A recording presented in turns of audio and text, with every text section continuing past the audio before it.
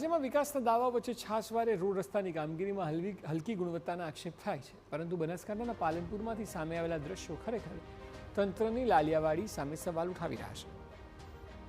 આપણી સ્ક્રીન પર દેખાતા દ્રશ્યોને જુઓ। લાખો રૂપિયાના ખર્ચે પાલનપુર પાલિકા દ્વારા પાલનપુરના એરોમા સર્કલથી જામપુર અને જોડતો ડામરનો રોડ તૈયાર કરવામાં આવ્યો। ઘણા સમયથી આ રસ્તાની માંગ હતી અને રસ્તો બન્યો એટલે લોકોને લાગ્યું કે હવે હાશકારો, પણ રોડ કેવો બન્યો છે તેની સાબિતી દ્રશ્યો આપી રહ્યા છે। ચાલીને નીકળો તો ચંપલોમાં ડામર ચોંટી જાય અને વાહન લઈને નીકળો તો વાહનો પર ચોંટી જાય। લોકો તો હવે કટાક્ષ કરતા નજરે પડી રહ્યા છે કે જો પાલનપુરમાં ચુંબકીય રોડ જોવો હોય તો આ સ્થળે પહોંચી જાઓ। મુદ્દો એ છે કે રોડ બન્યાને હજુ તો મહિનો પણ નથી થયો અને આ સ્થિતિ છે ત્યારે સવાલ એ છે કે ભર ઉનાળે શું થશે। આક્ષેપ ઉઠી રહ્યા છે કે ચૂંટણી પહેલાં વિકાસના કામ બતાવવા રાતોરાત મશીનરીઓ ઉતારી દેવાઈ, કોઈ પણ ફિનિશિંગ વિના માત્ર ડામર પાથરી રોડ બનાવી દેવાયો અને બિલો પાસ કરાવી દેવાયા। રોડના નામે પ્રજાના લાખો રૂપિયાનો ધુમાડો થયો હોય, સ્થાનિકોમાં આક્રોશનો માહોલ છે। સવાલ ઉઠી રહ્યા છે કે ગુણવત્તાનું ધ્યાન કેમ ન રખાયું।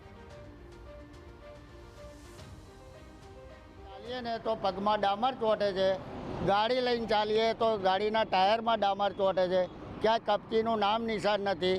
માટે મહેરબાની કરી ફરીથી આને રિનોવેશન કરો।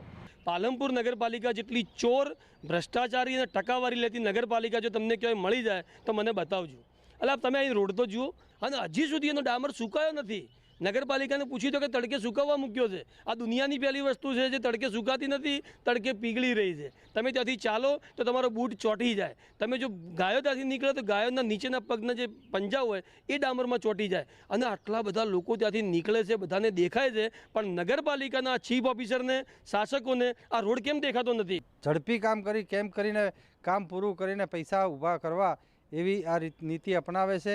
એ તાજો રોડ બનાવ્યો છે, તમે ઉપર ચાલતા હોય ત્યારે આખો ચંપલમાં પણ અને ટાયરોમાં પણ લોકોના ડોમર ચોંટી જાય છે। હાવ તલપાપડી જેવા રસ્તાઓ બનાવી અને ખૂબ જ આ લોકો ખાલી ભ્રષ્ટાચાર આદરી રહ્યા છે। ઉલ્લેખનીય છે કે અગાઉ પણ પાલનપુર પાલિકાની આવી જ લાલિયાવાડી સામે આવી હતી અને રોડ બનાવ્યા બાદ પાલિકાને યાદ આવ્યું કે ભૂગર્ભ ગટર નાખવાનું તો ભૂલાઈ ગયું છે અને નવા જ રોડને 2 મહિનામાં ખોદવાની જરૂર પડી હતી। ત્યારે હાલ સ્થાનિકો જવાબદાર કોન્ટ્રાક્ટરો સામે કડક કાર્યવાહીની માંગ કરી રહ્યા છે।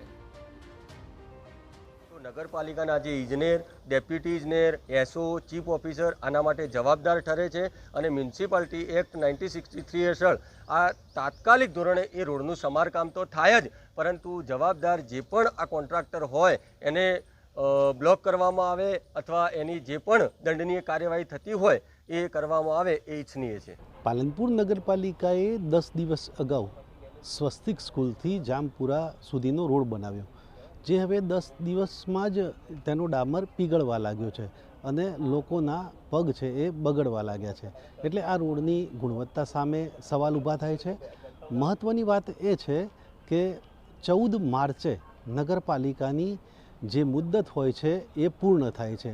એટલે હવે નગરપાલિકાના અધિકારીઓ, પદાધિકારીઓ અથવા તો અન્ય કોઈ નેતાઓ આ ડખામાં પડવા માગતા નથી, કારણ કે વિકાસના નામે રાતોરાત રોડ બનાવી દીધા બાદ હવે પાલનપુરના અનેક એવા રસ્તા છે કે જેમની હાલત આવી થઈ છે। અતુલ ત્રિવેદી, TV9 બનાસકાંઠા।